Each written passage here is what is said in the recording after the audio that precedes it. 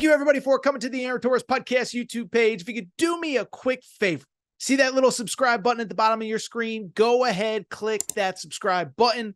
Really does help our channel grow, our audience grow, and I really do appreciate it more than you know. So click that subscribe button. Appreciate your support. Now, here's the video that you came here for. Do want to go ahead and talk a little bit of college football. I know I said on Monday that this is kind of the time of year where things start to slow down. We're through the coaching carousel, championship game, portal cycle, whatever. But I bring it up because when I say things are starting to slow down, the Big 12 had some other plans on Tuesday. That is right. On Tuesday, the Big 12 released its 2024 football schedules. Now, remember, the Big 12 next year is going to look a lot different than it did this year. Texas and Oklahoma are out. Obviously, this current season, Central Florida, Cincinnati, BYU, and Houston were in. And of course, next season, the Big 12 also adds Arizona, Arizona State, Colorado, and Utah to get to 16 teams. So Big 12 at 14 right now, loses 2, adds 4, comes to 16. You got all that math. Anyway, who cares? Enough. Let's get to the point of why I'm doing this recording. It is because on Tuesday, the Big 12 released its 2024 football schedules for all 16 teams. And I thought it'd be interesting rather than focus on all 16 teams, because respectfully, I'm not sure how much you care about Baylor or Arizona State or whoever. Let's instead focus on the team that everybody has eyeballs on all the time, and that is Coach Prime and the Colorado Buffaloes. The full 2024 Colorado football schedule, it's officially done now. We knew about the pre-conference games, North Dakota State at home, at Nebraska, at Colorado State. Well, now we have the conference schedule as well, giving us the full 12-game Coach Prime 2024 Colorado schedule. We've talked a lot about the roster. Let's now break down the schedule. And I'll say this, for people who are new to the channel, don't know much about me, a couple things. I know I saw Coach Prime on with Skip and Keyshawn on Tuesday morning. I know he said he thinks Colorado is going to make that 12-team college football playoff. I don't know. It's a little tough ask, but I only bring it up to say I do think they're going to be improved. And if you are somebody that thinks Coach Prime's going to go 1-11, he's terrible, he's the most overrated coach that's ever lived, this might not be the segment for you. Let's go ahead and break down the schedule. Let's go all 12 games. I'm going to give you my official predictions on each game and where I think Colorado ends the 2024 season, because what the heck else are we going to do on January 30th, 2024? First game, opening game, week 1, North Dakota State at Folsom Field. North Dakota State is obviously an FCS power. They have won 9 straight, or not 9 straight, but they have won 9 national championships overall at the FCS level. And they are coming to Folsom Field, and they are a team that historically has given Power 5 football teams fits.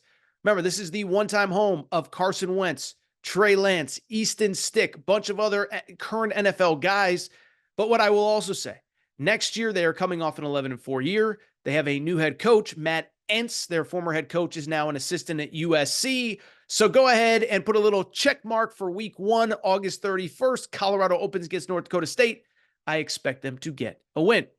Let's go to week 2 and an intriguing matchup and an intriguing rematch with the Nebraska Cornhuskers, a team that was a long-time Big 8 rival. Then Nebraska goes to the Big 10. Colorado goes from the Big 12 to the Pac-12. Now they're back in the Pac-12.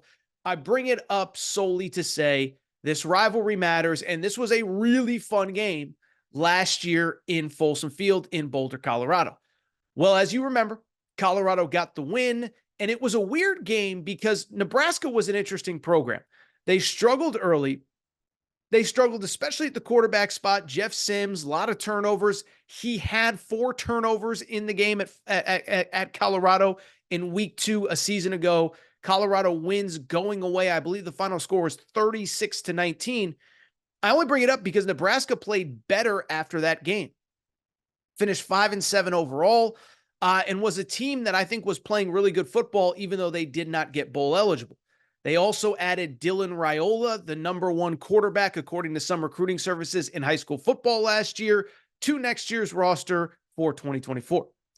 I say all that to say, as tough as Big Red is, as tough as that place is to play, Lincoln, Nebraska, I think Colorado goes and gets the win in week 2. Listen, I like Matt Rule. I think they're going to be really good, But at the same time, what I also see is a program that is still kind of on those building blocks up. You expect Dylan Raiola, if he doesn't get all the snaps, to get a lot of them. True freshman, second career game. The Nebraska defense was really good, but as I've said many times, I think the Colorado offense is going to be as explosive as anybody in college football next year with that loaded wide receiver room, Shedeur Sanders, Alton McCaskill, the running back, Dylan Edwards, etc., and a much improved offensive line. So go ahead and give me a Colorado win in week 2 at Nebraska. Week 3, very much the same as week 3 this year as they play the Colorado State Rams, the in-state rival, this time in Fort Collins as opposed to Boulder. We all know what happened last year. Jay Norvell ran his mouth. If you remember, when I was a kid, my parents taught me, you take off your sunglasses and your hat when you walk in a building. It's like, whatever. Coach Prime was offended. Coach Prime in Colorado took it out on Colorado State. They end up winning in overtime. I think it's going to be much the same. Listen, the core of last year's team is back. Shiloh Sanders, Shedeur Sanders, Travis Hunter, etc. After everything that happened at Folsom Field, after, Travis Hunter gets knocked out on a cheap shot, Shedeur Sanders, they're not letting Colorado lose this game. I expect them to go to 3-0 in league play and out of league play, beating North Dakota State at home, winning at Nebraska at Colorado State. Let's go to the Big 12 opener in the second iteration of Colorado in the Big 12. They play Baylor at home in Boulder.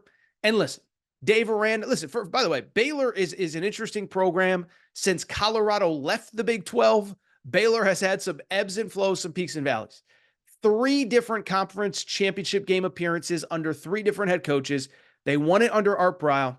Ironically, Matt Rule, who they'll play at Nebraska, was at Baylor, led him to a Big 12 championship game, and then Dave Aranda just 3 seasons ago won the Big 12 at Baylor. Unfortunately, the last 2 years for Baylor have been a debacle, including this past year where they went 3-9 overall. Don't think things will be significantly better. This game is in Boulder. Yes, I expect Colorado to win this game and improve to 4-0. Last game before the bye, September 28th at Central Florida. Central Florida, Gus Malzahn, we all know the story. Really, really good offense, as always under Gus Malzahn. Top 10 nationally this past year. And it is worth noting, they're going to have a really good quarterback coming into this program in 2024 to help lead this offense going into the season. That is KJ Jefferson, who is a monster, played at Arkansas these past couple of years. Problem with Central Florida, as good as the offense is, the defense is not nearly as good. Central Florida's defense, I guess it's UCF. UCF fans get mad when you call it Central Florida. Bring it up to say that defense was not very good. 83rd nationally. I don't think they get very much better next year. This one might be a shootout, but Colorado on the road at Central Florida, late September. I expect Colorado to win this game and improve to 5-0. Following the UCF game, Colorado does get a bye. Then they come back with 2 really tough games, Kansas State at home at Arizona.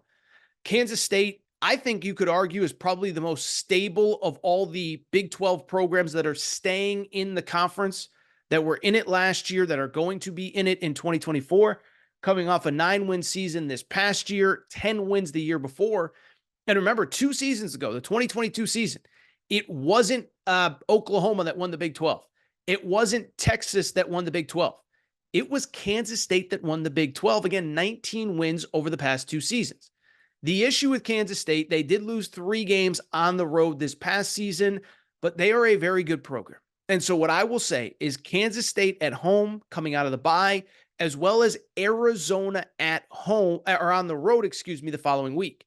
Now, if you're a glasses half full Colorado fan, you know Colorado easily could have beaten Arizona at Folsom Field this past year. Weird game. Arizona wins on a walk-off field goal. But listen, Arizona is also a team that won 10 games last year, a team that I believe won 7 straight to end the season. Noah Fafita, their star quarterback, will return. Tetairoa McMillan, the star wide receiver, first-round pick, will return. And so why I'm bunching the Kansas State game at home at Arizona, I think it's going to be tough to win both of those back-to-back. I will say that Colorado goes 1-1 in those games. Not a strong feel on who the games will be. I think you could see a shootout in that Arizona game similarly to this past season, but I will say Arizona and Kansas State at home, 1-1 in those games. So after a 5-0 start, 1-1 going into their 8th game of the season after Arizona, which is Cincinnati at home. Cincinnati was not good this past year. Okay, Cincinnati year 1 under Scott Satterfield.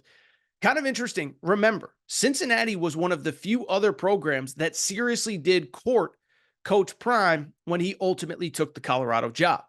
So if Colorado hadn't been interested, we might be talking about Coach Prime as the Cincinnati head coach coming to Colorado in this game.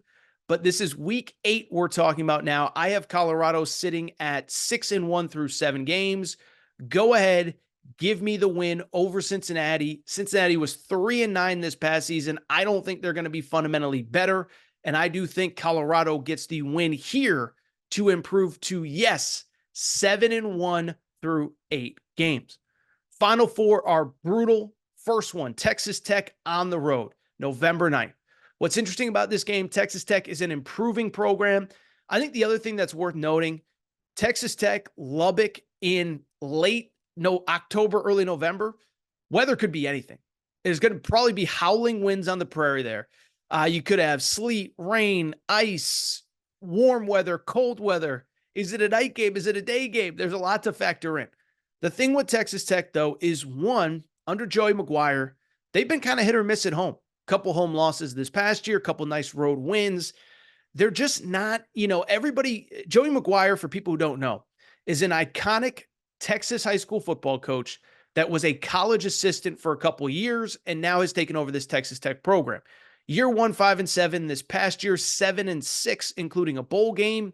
But they're kind of up and down and haven't really figured out who that quarterback is. They added a guy late in the year who I thought played pretty well down the stretch. I bring it up because you might think I'm crazy. I think Colorado wins that game as well, which would mean they improve to 8-1 through 9 games.